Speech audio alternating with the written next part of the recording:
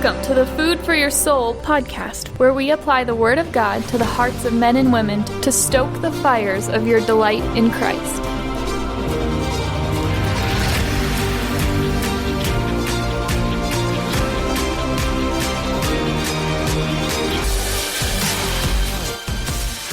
So how do you increase your fear of God? Well, obviously, enjoyment of God is the key. But let me just suggest another thing too. Use fear of people, godly people, as training wheels for fearing God. And here's what I mean by that. There's a good kind of fearing people.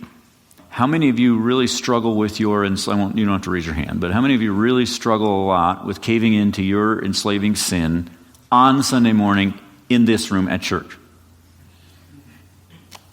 We haven't had a lot of cases where somebody's watching a lot of porn during the sermon in the seat right there, on their laptop. It just doesn't happen. It's not even a temptation. Why? Well, because all these people are around. You get a guy, he's on his laptop and he's looking at all this garbage online and he's like guilty. And he's like, I gotta stop. And he's hitting buttons. I gotta stop. I can't stop though. I don't have the strength. I can't do it. All of a sudden his wife is walking in. Boom! Slams that thing shut. That fast. He's got all the self-control he needs. In 1 second, he's done. How can he suddenly have that much self-control? Because he's afraid of the consequence of what it's going to do in that relationship. A woman was struggling with anger. She can't control her anger. She's yelling at her husband and screaming and yelling at her kids and screaming at them. And she's losing control. She's like, I just lose it. I don't have any control. I just lose it. I don't know what's wrong with me. And she's yelling and screaming and the phone rings. Hello? Oh, Pastor? Hi. And she's just, soft and courteous and respectful. And where does that self-control come from all of a sudden? There is a sinful fear of man. We know that. There's a wrong way to fear man. When God says to go this way and man is pressuring me to go that way, and I care more about their opinion than about God's opinion. I care more about, I don't want to displease them than about displeasing God. So I go that way instead of God's way. That's the sinful kind of fear of man. However, when pressure from their expectations lines up with God's will, because they're godly people, then that can just assist me in fearing God, having those people there. And so caring about what they think is actually a good thing. This is a good kind of fearing man. So to the degree that a human being has the same attitudes as God, then their assessment of me should matter to me, right? I don't care what ungodly people think of me, but I do care what, you think of me. I care what the elders here think of me. I care to the degree that someone knows the will of God. I care about that person's opinion. And so here's how this applies in enslaving sin. Use exposure to help you fight against temptation and sin. Expose your life. Ephesians 5:11, have nothing to do with the fruitless deeds of darkness, but rather expose them. For it's shameful to even mention what the disobedient do in secret, but everything exposed by the light becomes visible. And so there's that whole section there is talking about bringing things out into the light. Bring your whole life right out into the light. Expose it. 2 Corinthians 4:2, we have renounced secret and shameful ways. We do not use deception. By setting forth the truth plainly, we commend ourselves to every man's conscience in the sight of God.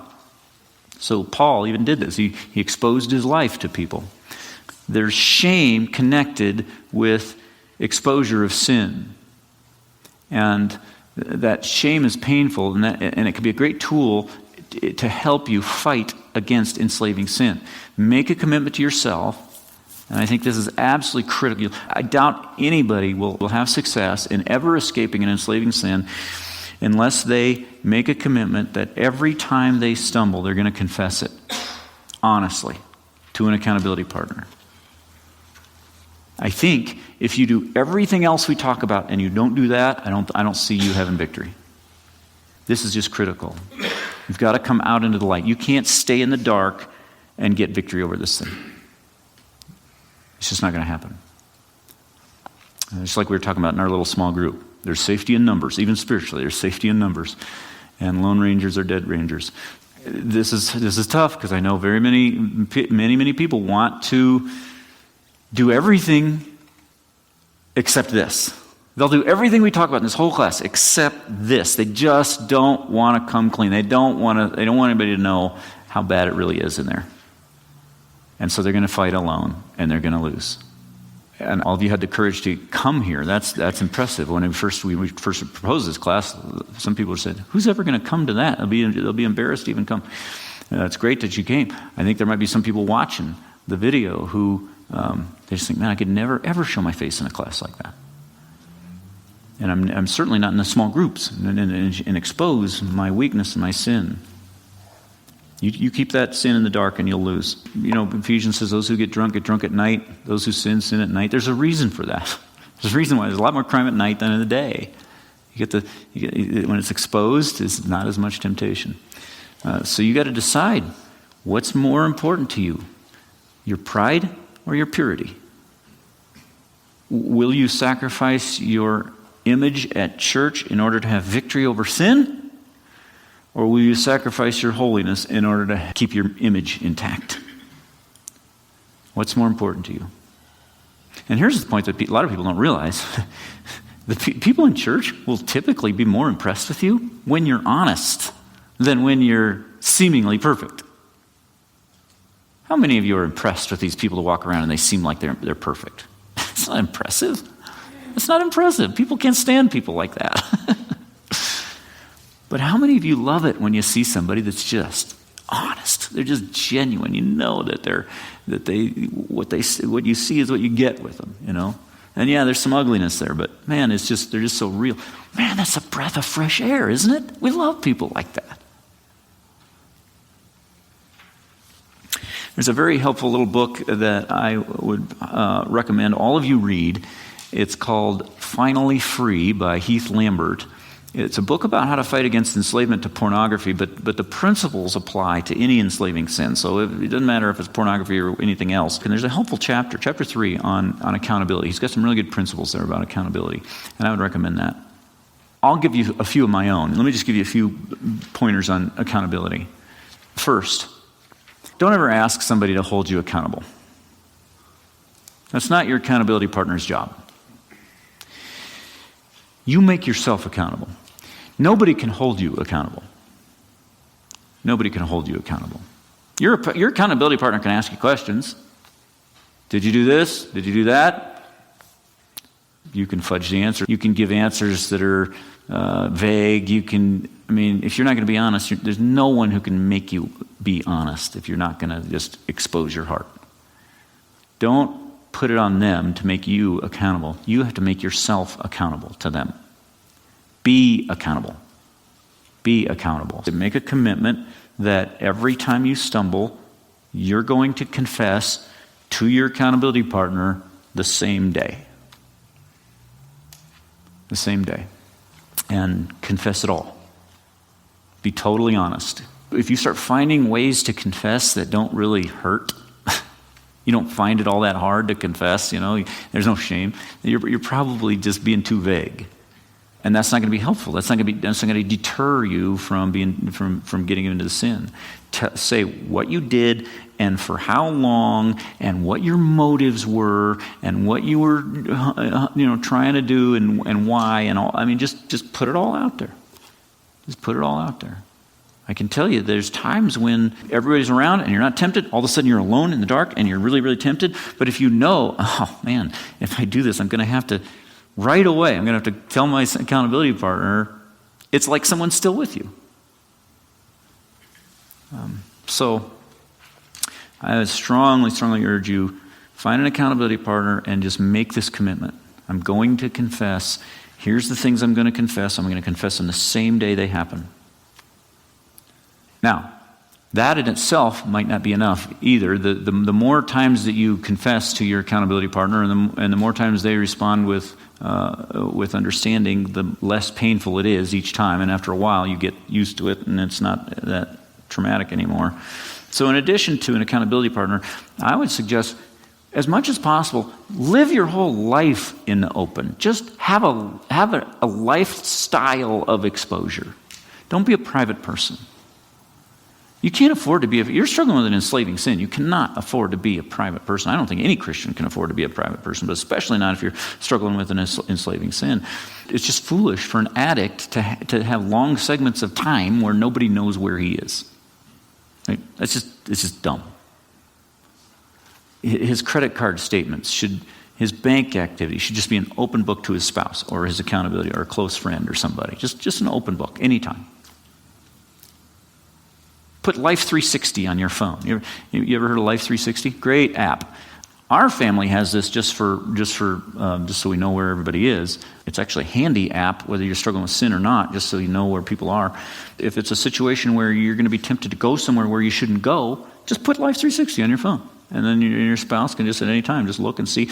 You can even go back and see a map of where you've gone. With pornography, accountability software, I've got stuff on my computer where I've got 2 or 3 different programs. I was telling the guys, I got 2 or 3 different programs to where they just, if there's any key word that triggers the thing, then it'll send an email to my accountability partner who will see the URL or a screenshot or whatever. And I've got 2 or 3 of those programs, and they just send. And I don't even remember. I got them on there. I don't even remember what all triggers them and I've kind of forgotten. So, which is good. It's exactly what I wanted. So I never know if there's anything questionable, someone might see it. It's just like having my accountability partner, my wife, standing looking over my shoulder while I'm on my computer all the time. That has a way of taking temptation away. It really does. Just live in the open.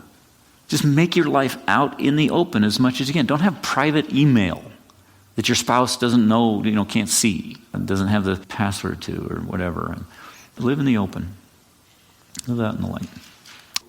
How do you increase fear? The way to increase fear is to increase your love. So that goes back to enjoying God. But also, use your fear of people as training wheels. Your fear of godly people as training wheels to help you fear God. God gave us that accountability for that reason. So use it. Take advantage of accountability. Make yourself accountable. Okay, from today's podcast, the most important question you should be able to answer at this point is, what does this mean? This statement, no one can hold you accountable. You have to make yourself accountable. It's critical that you understand that statement, such an important principle on accountability. If you don't understand that, accountability isn't going to help you. So you got to ask yourself, how honest are you willing to be with an accountability partner? The other question for you to wrestle with now is this: what are some areas in your life where exposure could help in your battle against sin? The Lord said to come into the light, to live in the light in Ephesians 5. What are some areas in your struggle that have been kept in the dark that need to be exposed and brought out into the light? You won't be able to kill them while they stay in the dark.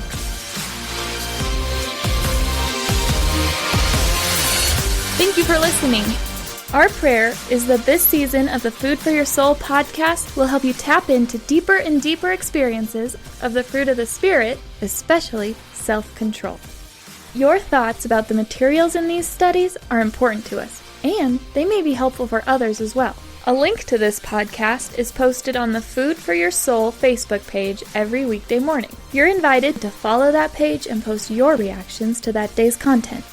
Your perspectives might be just what someone else needs to gain insight. And when a session is especially helpful, feel free to click on the share button so others can find it too. This content has been provided to you free of charge by the generous supporters of Food for Your Soul Ministries. For information on how you can support Food for Your Soul, visit us online at treasuringgod.com. There you'll find over 1,000 sermons, as well as articles, books, and many other resources, all available for free download. Until next time, rejoice in the Lord always and set your mind on things above, where Christ is seated at the right hand of God.